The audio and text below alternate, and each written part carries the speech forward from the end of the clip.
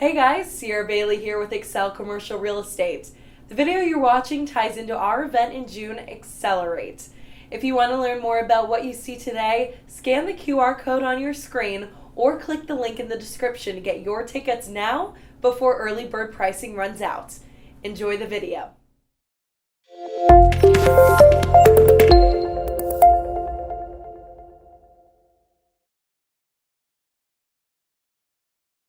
Welcome everybody here. It's awesome to see so many familiar faces here. So I'm going to start out. I'll introduce Todd. Todd, we've known Todd since we moved here in 2006, and so Todd does a lot of our real estate closings as a real estate attorney and so forth. And we're going to talk tonight on a couple of topics. We're going to kind of start out with having, and we'll let Todd tell a little bit about himself, and then we're going to go into kind of talking about 1031s. What does that look like today? New administration, what are we hearing? And then, the majority of the part we're going to talk about, Todd's going to talk about what we call deferred sales trust. And so I'm going to tell you how I got introduced to this subject. And that was, so I'm selling a client's property down in Tullahoma to another client of ours. And so I'm visiting with the seller. He and I are having lunch. And I said, okay, you're going to sell this property. You're going to move this. You're going to 1031 this property into another property. I'm glad you're going to let us help you do that. And he said, well, yeah. And if we don't find that property, he says, then there's this new product I just heard about. It's called a deferred sales trust. And I was like, really? I was like, wow, that's interesting. And I'm like, let's see, I've been in real estate for a while and I haven't even heard of this. So I asked him, I said, where did you hear that? He goes, I heard it from this real estate attorney down in Franklin. And I was like, that wouldn't happen to be Todd Jackson, would it?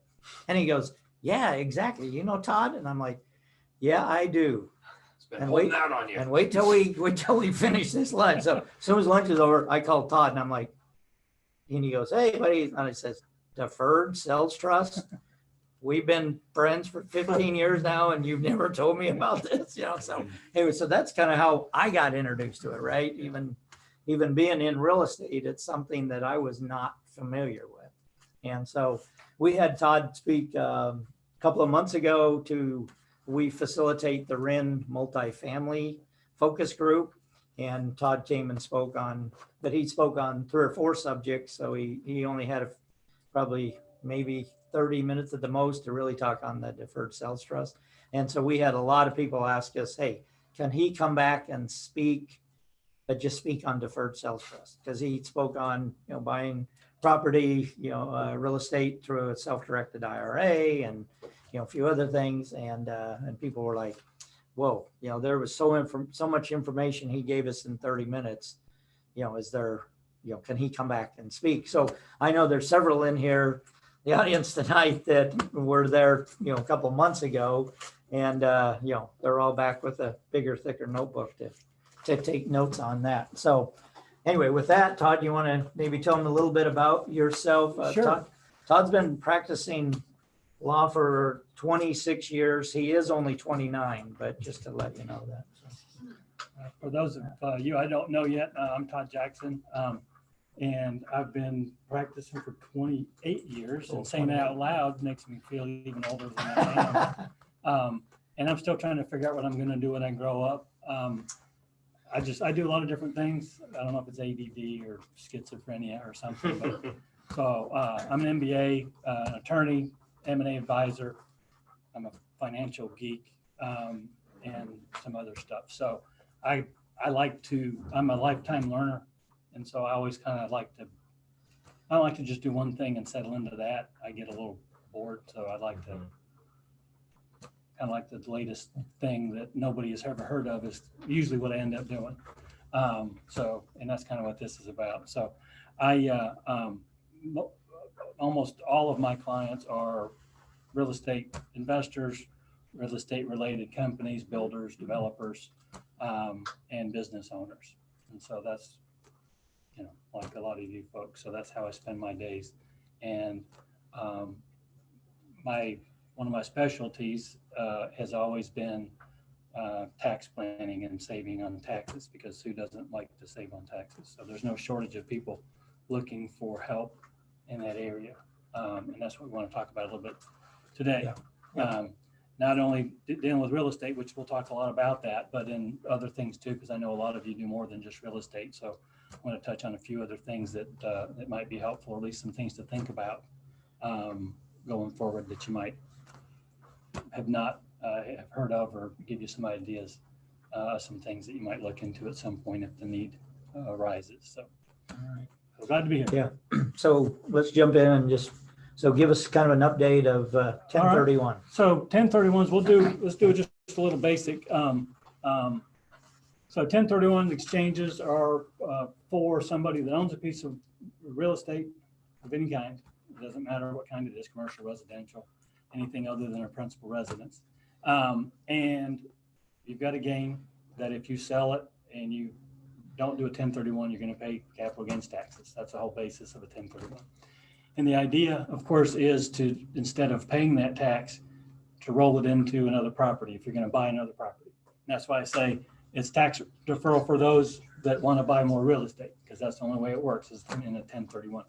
The concept is, if you're not familiar with 1031s, is you never receive the money. And the IRS's rule is if you touch the money, you pay tax on it, period. Okay. Or even if it looks like you received the money, they have something called constructive receipt, that even if you really didn't get it, but you've got enough control over it, they say, here's your tax bill. So the idea is that you never touch the money.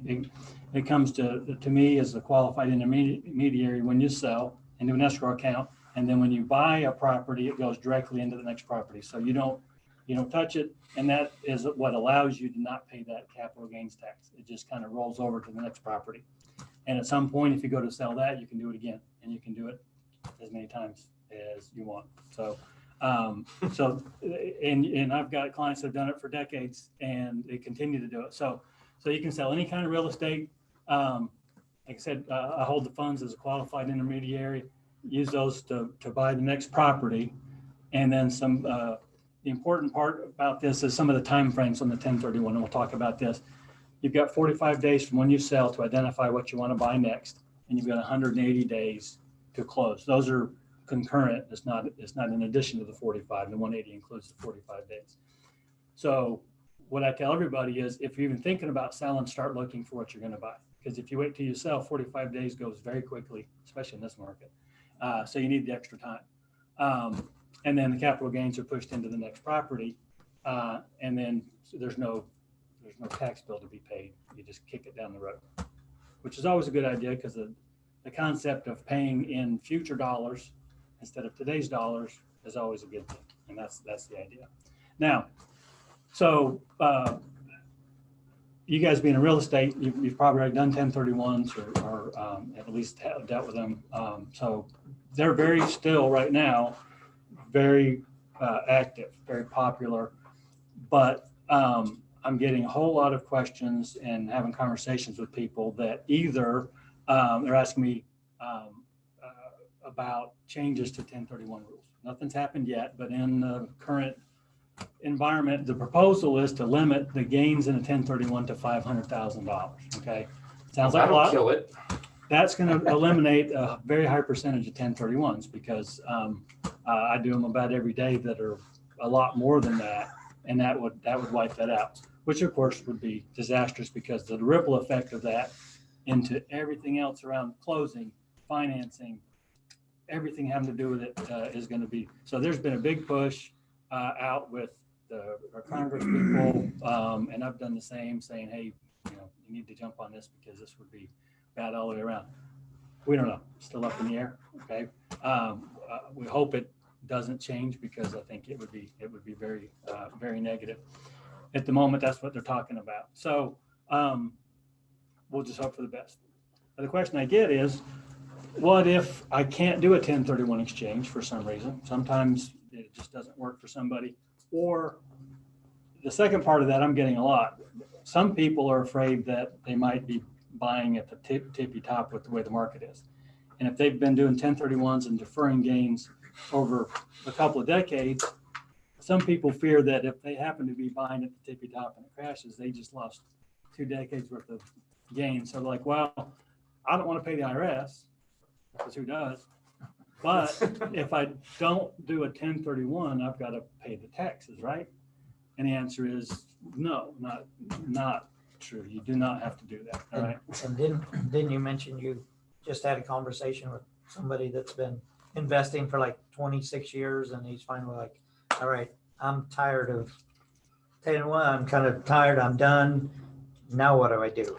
I've Right? got a Because he's client that I did continued his, to just roll and roll and roll. I did his first 1031 28 years ago, and he's done 14 of them that I've done for him. So, and he's about to sell the property that all of this is rolled into. Started at $200,000 28 years ago, and it's about $5 million now. Yeah. All of that's gain, and he's like, I don't want to do another one. What can we do? And so what we're going to do is talk about what the alternative to a 1031 is. Thanks for watching this video. If you like what you see, be sure to follow our Generational Wealth Learning series. On select Thursdays, we offer cutting-edge industry information that would normally cost thousands of dollars. And the best part, our education is absolutely free. If you register through our events page, you can join us live, either in person or over Zoom.